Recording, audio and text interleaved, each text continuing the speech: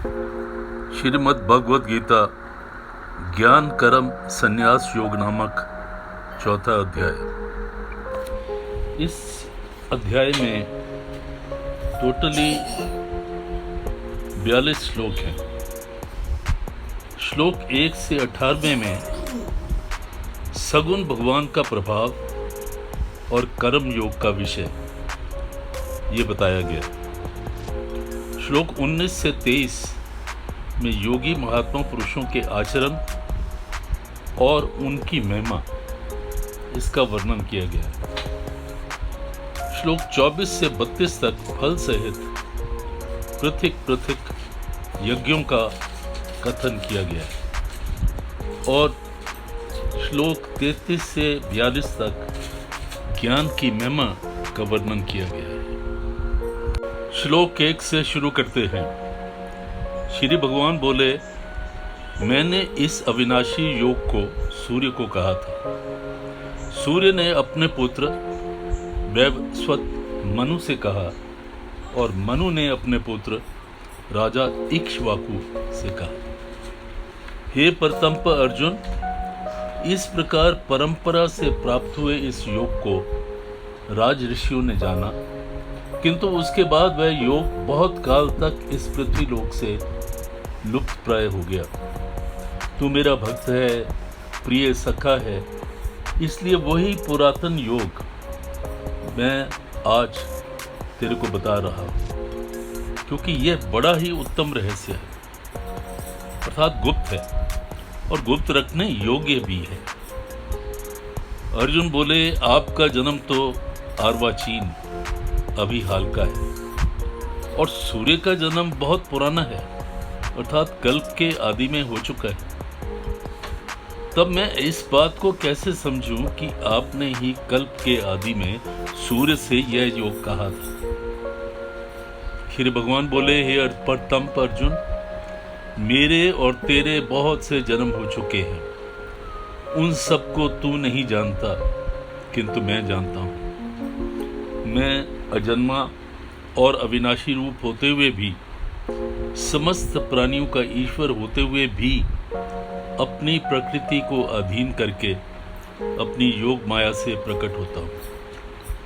हे भारत, जब जब धर्म की हानि और अधर्म की वृद्धि होती है, तब तब ही मैं अपने रूप को रचता हूँ, अर्थात साकार रूप से लोगों के सम्मुख प्रकट होता हूँ।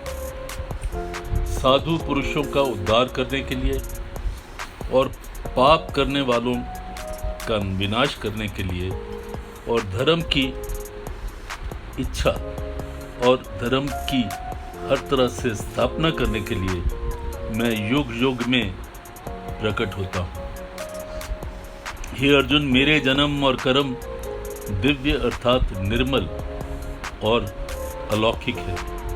इस प्रकार जो मनुष्य तत्व से जान लेता है, वह शरीर को त्याग कर फिर जन्म को प्राप्त नहीं होता, किंतु मुझे ही प्राप्त होता है। पहले भी जिनके राग, भय, क्रोध सर्वदा नष्ट हो गए थे और जो मुझ में अनन्य स्थित रहते थे, ऐसे मेरे आश्रित रहने वाले बहुत से भक्त उपयुक्त ज्ञान रूप तप से पवित्र होकर मेरे स्वरूप को प्राप्त हो चुके हैं। हे अर्जुन, जो भक्त मुझे जिस प्रकार भजते हैं, मैं भी उन्हें उस प्रकार ही भजता हूँ, क्योंकि सभी मनुष्य सब प्रकार से मेरे ही मार्ग का अनुसरण करते हैं। इस मनुष्य लोक में कर्मों के फल को चाहने वाले लोग देवताओं का पूजन किया करते हैं, क्योंकि उनको कर्मों से उत्पन्न होने वाली सिद्धि शीघ्र मिल जाती है। ब्राह्मण, क्षत्रिय, वैश्य और शूद्र, इन 4 वर्णों का समूह गुण और कर्मों के विभाग पूर्वक मेरे द्वारा रचा गया है। इस प्रकार उस सृष्टि रचनादि कर्म का कर्ता होने पर भी मुझ अविनाशी परमेश्वर को तू वास्तव में अकर्ता ही जान। कर्मों के फल में मेरी स्पृहा नहीं है, इसलिए मुझे कर्म लिप्त नहीं करते। इस प्रकार जो मुझे तत्व से जान लेता है वह भी कर्मों से नहीं बनता। पूर्व काल में मुमुक्षुओं ने भी इस प्रकार जानकर ही कर्म किए थे।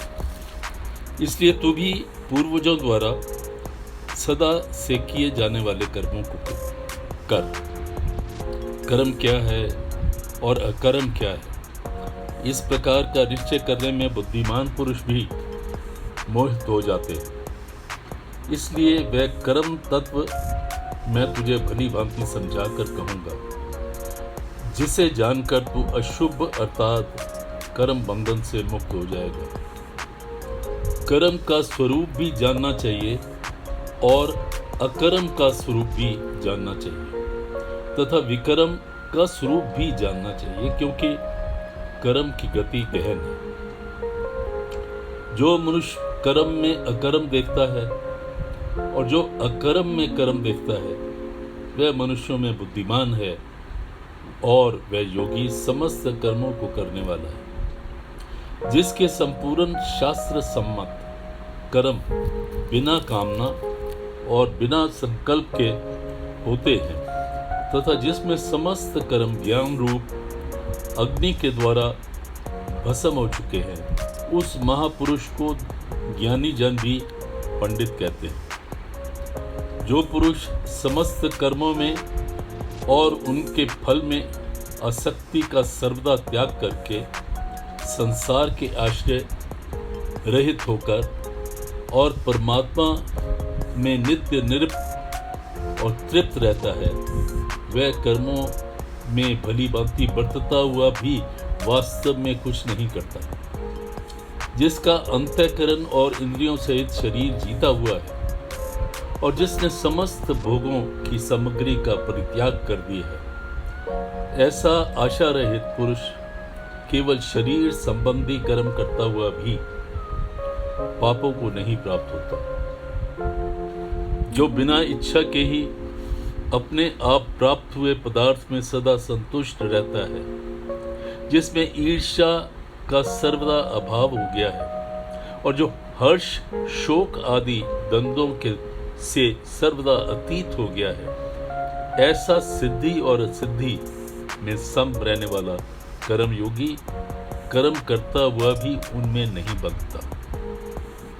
जिसकी आसक्ति सर्वदा नष्ट हो गई है, जो देवीमान और ममता रहित हो गया है, जिसका चित्त निरंतर परमात्मा के ज्ञान में ही स्थित रहता है, ऐसा केवल यज्ञ संपादन के लिए कर्म करने वाला मनुष्य उसके संपूर्ण कर्म भली भांति विलीन हो जाते हैं।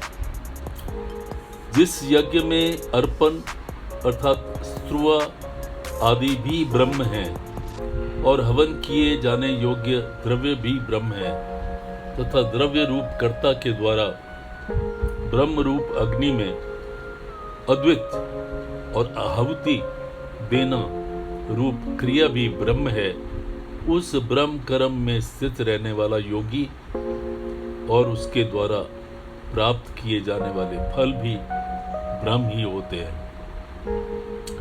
दूसरे योगी जन देवताओं के पूजन रूप यज्ञ का ही भली भांति अनुष्ठान किया करते हैं और अन्य योगी जन पर ब्रह्म परमात्मा रूप अग्नि में अभेद दर्शन रूप यज्ञ के द्वारा ही आत्म रूप यज्ञ का हवन किया करते हैं। अन्य योगी जन क्षेत्र आदि समस्त इंद्रियों को संयम रूप और अग्नियों में हवन किया करते हैं और दूसरे योगी जन शब्द आदि समस्त विषयों को इंद्रियों रूप अग्नियों में हवन किया करते हैं। दूसरे योगी जन इंद्रियों की संपूर्ण क्रियाओं को और प्राणों को समस्त क्रियाओं को ज्ञान से प्रकाशित आत्म संयम रूप अग्नि में हवन किया करते हैं। कई पुरुष द्रव्य संबंधी यज्ञ करने वाले हैं, कितने ही तपस्या यज्ञ करने वाले हैं और दूसरे कितने ही योग रूप यज्ञ करने वाले हैं। कितने ही अहिंसादि तीक्ष्ण व्रतों से युक्त यत्नशील पुरुष स्वाध्याय रूप ज्ञान यज्ञ करने वाले हैं। दूसरे कितने ही योगी जन अपान वायु में प्राण वायु को हवन करते हुए वैसे ही अनन्य योगी जन प्राण वायु में अपान वायु को हवन करते हैं तथा अन्य कितने ही नियमित आहार करने वाले प्राणायाम परायण पुरुष प्राण और अपान की गति को रोककर प्राणों को प्राणों में ही हवन किया करते हैं।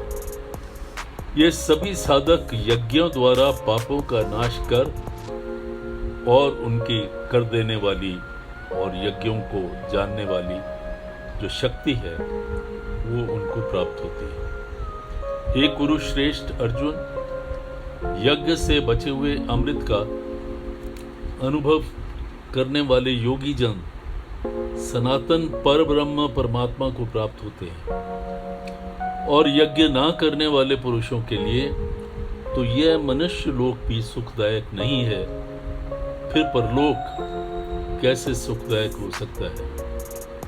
इसी प्रकार और भी बहुत तरह से यज्ञ वेद की वाणी में विस्तार से कहे गए हैं। उन सबको तो मन, इंद्रिय और शरीर की क्रिया द्वारा संपन्न होने वाला जान। इस प्रकार तत्व से जानकर उनके अनुष्ठान से तू कर्म बंधन से सर्वदा मुक्त हो जाएगा। हे परतंप अर्जुन, द्रव्य में यज्ञ की अपेक्षा ज्ञान यज्ञ अत्यंत श्रेष्ठ है तथा यावन मात्र संपूर्ण कर्म ज्ञान में ही समाप्त हो जाते हैं।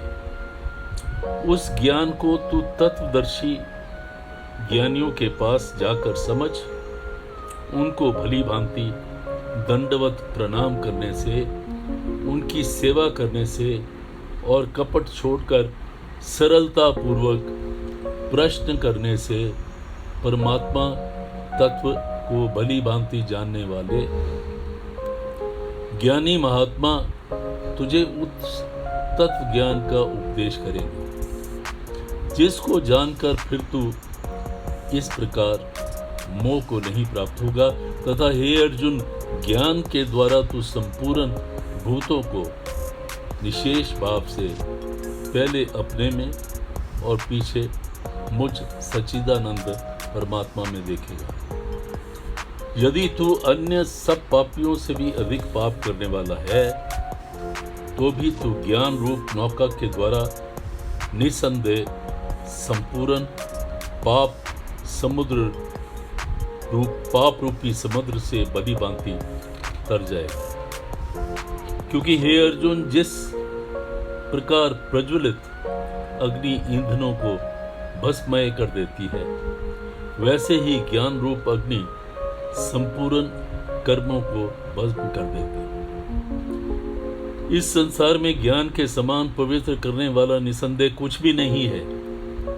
उस ज्ञान को कितने ही काल से कर्म योग के द्वारा शुद्धांत करण हुआ मनुष्य अपने आप ही आत्मा को पा लेता है। जितेंद्रिय, साधन परायण और श्रद्धावान मनुष्य ज्ञान को प्राप्त होता है तथा ज्ञान को प्राप्त होकर वह बिना विलंब के तत्काल ही भगवत प्राप्ति रूप परम शांति को प्राप्त हो जाता है। विवेकहीन और श्रद्धा रहित संशय युक्त मनुष्य परमार्थ से अवश्य भ्रष्ट हो जाता है। ऐसे संशय युक्त मनुष्य के लिए न तो यह लोक है, न परलोक ही है और न ही सुख ही है। हे धनंजय, जिसने कर्म योग की विधि से समस्त कर्मों को परमात्मा के अर्पण कर दिया और जिसने विवेक द्वारा समस्त संशयों का नाश कर दिया है, ऐसे वश में किए हुए अंतःकरण वाले पुरुष को कर्म नहीं बांधते। इसलिए भरतवंशी अर्जुन, तू हृदय में स्थित इस अज्ञान जनित अपने संशय का विवेक रूप ज्ञान की तलवार द्वारा छेदन करके समत्व रूप कर्म योग में स्थित हो और युद्ध के लिए खड़ा हो जाए। ओम तत्सदिति। श्रीमद्भगवद गीता सुपनिषत्सु ब्रह्म विद्यायां योग शास्त्रे श्री कृष्ण अर्जुन संवादे ज्ञान कर्म संन्यास योगो नामक चतुर्थो अध्याय।